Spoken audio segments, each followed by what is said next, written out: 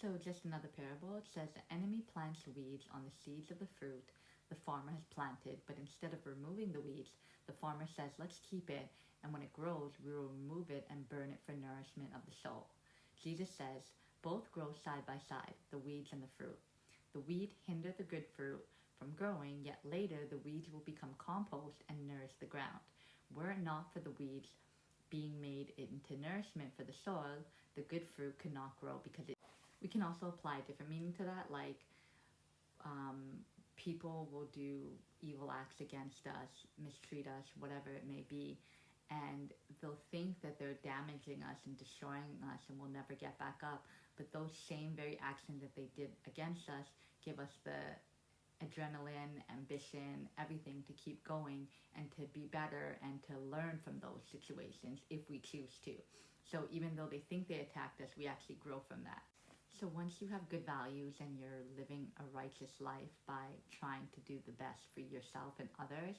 then any act of negativity or evil, let's call it, that people try to do against you, you end up being protected from that, and you end up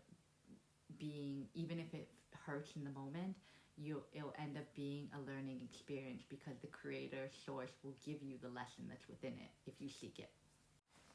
Nowhere is a prophet valued less than in his own country and his own house. This will prove true for all time as long as humanity has little knowledge and is enslaved by the disillusionary principles of the scribes and disorders of scriptures. So the people that we consider friends until we reach that higher vibration and our own family will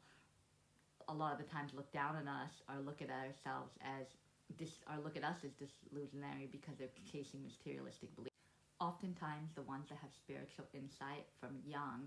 are considered the black sheep of the family because they're constantly looking for the truths of the world even when they don't realize it. That was the case in my situation as well. So when you feel like that, when you're searching for that and you feel like that in your family, then you're on the right path because they are stuck in the 3D and they're not searching the same things that you're searching, which is creation. The new prophet of the distant future will not possess as much strength and power over evil and sickness,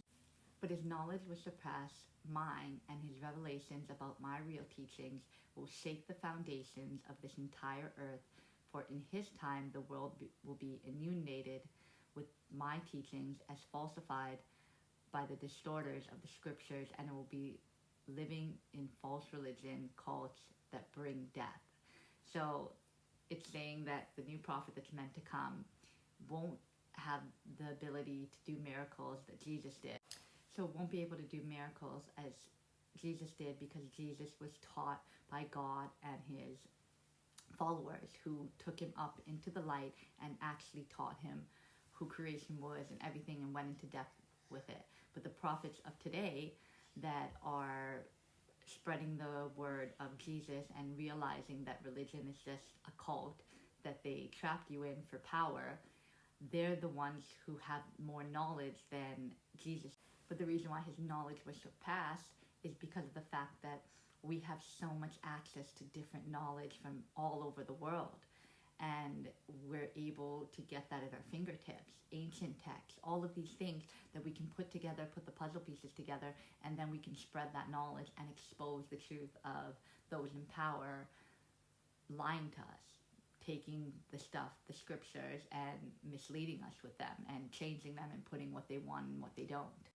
And I think the reason why he says that the person won't possess the same power over evil and sickness is because I think that we have a hard time fully committing to faith and believing and surrendering and letting go of control because we have all this knowledge. We second guess ourselves